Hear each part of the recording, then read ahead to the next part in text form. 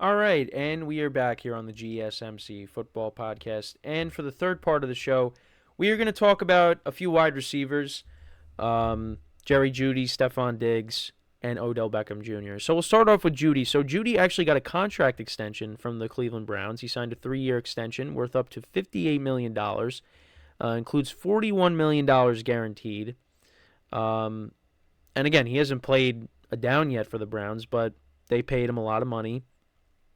He was the 15th pick in the 2020 draft. They obviously acquired him from the Broncos, and yeah, I mean the Browns needed another weapon. Now they bring in Jeudy, who, yeah, I mean he was expected to do big things, and it just really consistency. It was lacking consistency there, and also injuries as well. Um, And again, I mean, he's coming in. He's going to be the number 2 guy to Amari Cooper. They also traded for Elijah Moore last season. You got David Njoku there. So, I mean, listen, I think he could be okay for the Browns. I'm not expecting him to be, a difference maker at the moment. But, and the other thing, too, is, again, the quarterback play with Deshaun Watson. Deshaun Watson, again, has not been great since he got traded to the Browns. And of course, last season dealt with injuries and ultimately ended up having, a season-ending shoulder injury. Um, and yeah, it just really has not panned out for the Browns. And I think Jeudy is okay. I mean, again, hasn't been great since he got drafted. But again, part of that was the quarterback play that he dealt with. You get Russell Wilson and you figure, okay, well, this is where he's really going to show his potential, and that just ended up never happening. But again, that's not all on Russ, but it's just that's just what happened in Denver. So yeah, I mean, he's never had over 1,000 yards. Um, he had 856 receiving yards in 2020, 3 touchdowns, 467 in 2021, 972 in 2022, and 6 touchdowns. So I mean, Russ's first year he was decent, and then only had 2 touchdowns last year, and he had 758 receiving yards. So now you pair him with Deshaun Watson. Um, again, you got Amari Cooper on one side. You know, um, you have Elijah Moore there as well, David Njoku. So I mean, he's in a good situation. You got a lot of play. He's got a lot of playmakers around him. And of course, if Nick Chubb can bounce back, from his knee injury, and could be the Nick Chubb of old, hopefully, that just adds another dimension to their offense. But yeah, I mean, again, I think it's really going to come down to Deshaun Watson's play at quarterback. Um, if he's not right and he's still turning the ball over and he's just not the quarterback that he was with Houston, it's going to be more of the same. But and the Browns did have a signature win against the Ravens, and that was the last game he played. You know, so I mean, we'll see. But Jeudy gets a new deal. Yeah, they're expressing confidence. The Browns are expressing confidence in him by paying him. So, now he's got to go out there and produce. And again, we'll see. How Watson bounces back from his shoulder injury that ended his season. But only time will tell. So that's one wide receiver. Then we're going to talk about, of course, Stephon Diggs. Now, again, this is not something to make a big deal about, but he did tweet, right? He did tweet or he posted whatever. It was Instagram, Twitter, whatever. And he said he posted ready for whatever. That's what he said, which sparked some speculation about his future. He's under contract with the Bills until 2027. He's set to make $18.5 million in 2024. And listen, if he ends up getting traded, that would really hurt the Bills. Now, it doesn't seem like it's going to happen, but again, it's just another one of those things with Diggs. This has been speculated for years now, well, for the past couple of seasons at least. But ESPN's Dan Graziano, he reported that Diggs has a history of such posts, but has always reconciled with the team, which is true. But yeah, I mean, who knows? Who knows?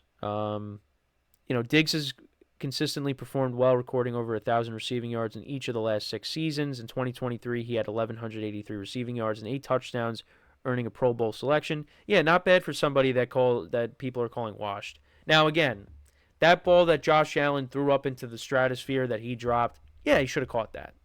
And, Diggs, towards the end of the season, it looked like something was wrong. I don't know if you could just pin it on Diggs, though. I mean, I think you also got to put the blame on Josh Allen, too, for not getting him the ball more. Because I think Diggs could still produce. Again, it's the same argument with Travis Kelce and people saying he's washed. I don't think these guys are washed. I think there's a little more to it. Again, that's just me, though. But, yeah, I mean, the Bills are definitely... I'm curious to see how they are next year because, again, they had to get rid of some guys, on defense and, on the offensive line. Like I, just mentioned in the last segment, the Jaguars signing Mitch Morse, who the Bills had to let go. It's just 2023 was the year to do it. 2023 was the year to do it. And, I mean, you could make the argument, hey, the last couple of seasons the Bills had their chance. 2022, they got off to that great start.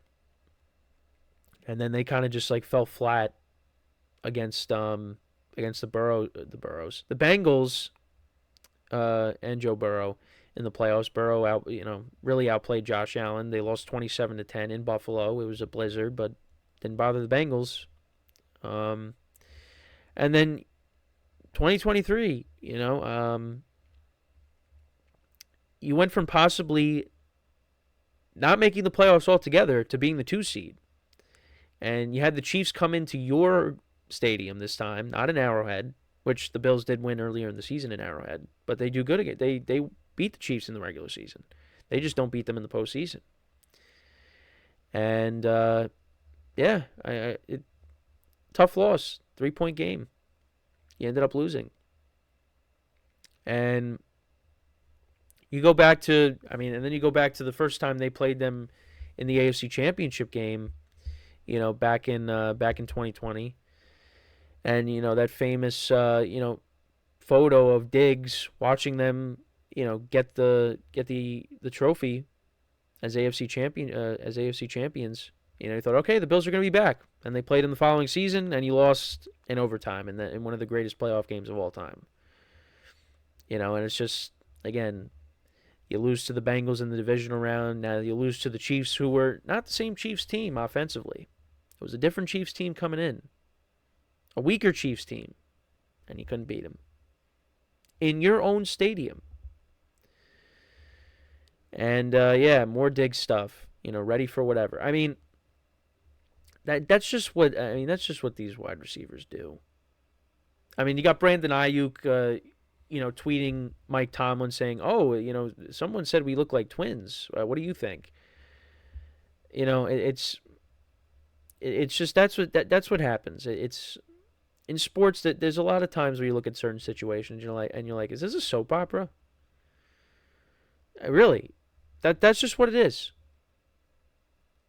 So, again, I just wanted to touch upon it because it goes along with the wide receiver topic here. But yeah, Diggs is not going anywhere for the moment. And again, like Dan Graziano said, and he's correct, Diggs has done this in the past, and it gets resolved. So, and he's right, because there's been that speculation of Diggs leaving Buffalo for years now, and it hasn't happened. So, and again, if he ended up getting traded, that would really hurt the Bills, because look at the growth that Josh Allen has had over the years, and part of that was them trading for Stephon Diggs from the Vikings. So, now, if the final wide receiver I wanted to talk about here is Odell Beckham Jr. So he announces on Instagram that he won't return to the Baltimore Ravens after one season. He expresses appreciation for the Ravens organization and the city of Baltimore in his farewell message. He signed a one-year deal with the Ravens last offseason and appeared in 14 games, recording 565 receiving yards and 3 touchdowns. Again, the talent is still there, but again, it's not the Odell Beckham Jr. from when he first got drafted by the Giants back in the day. Um, he's not that. He's not that same guy. Um, and the Ravens, they got some young wide receivers. It was better for Beckham to go in a different direction. Two sides to go in different directions. Um, but yeah, Beckham has received little reported interest since free agency opened, indicating he may be getting close to finding. Oh wait, has received little reported interest since free agency opened, indicating he may be getting closer to finding a new team. I guess maybe. Well, I don't how I put that. I don't know. Again, I have that in my notes, but wouldn't that mean that he's not getting closer if he's not getting a lot of interest? But maybe it's because teams didn't know if he was going back to Baltimore or not. So I mean, what's the market out there for Odell? I mean, I think another team will sign him. We'll get another cheap deal, but I wouldn't really expect him to make a huge impact. He's looked at as I guess a number 3 wide receiver now. And again, the beginning of his career, he looked like he was going to be one of the best wide receivers in the NFL for a long time. But you know what? What really hurt him was injuries. Yeah, that's what it comes down to is injuries. He suffered a season-ending injury back in 2017. I think it was an ankle. He tore his ACL a couple times, with the Browns, and then he tore it again in the Super Bowl with the Rams. And he looked like he was the best player on the field that game in the Super Bowl.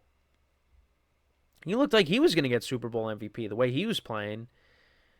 And then he unfortunately got hurt. And that's, that definitely has kind of derailed his career a little bit. Well, I should say a little bit, a lot. And, yeah, I mean, we'll see where he ends up going. I mean, maybe he goes to the Jets. I mean, maybe the Jets bring him in. Yeah, I don't know. I don't know who would be a good fit for him. I mean, I guess, again, if you're a team that needs a... I think if he doesn't end up getting signed, I think if a team loses a wide receiver, if a receiver gets hurt, maybe that's where he ends up getting signed.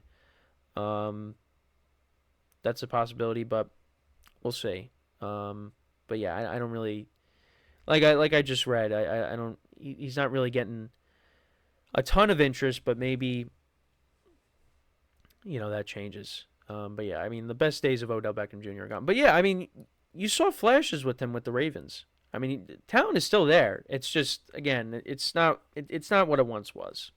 No. Now his peak was his first couple of seasons with the Giants, and then it just kind of went downhill. But yeah, so that's pretty much it when talking about the wide receivers here. Let me know what you guys think about Jeudy's new deal, the Diggs drama. Should we really buy into that? I mean, I'm not really, but again, it's just something to talk about. And also Odell Beckham Jr. Where could you potentially see him ending up if there is a market out there for him? So we're gonna take our final break of the show. And then when we come back, we are going to talk about the Buccaneers and their offseason strategy. Jason Light, their general manager, had some comments that I wanted to talk about.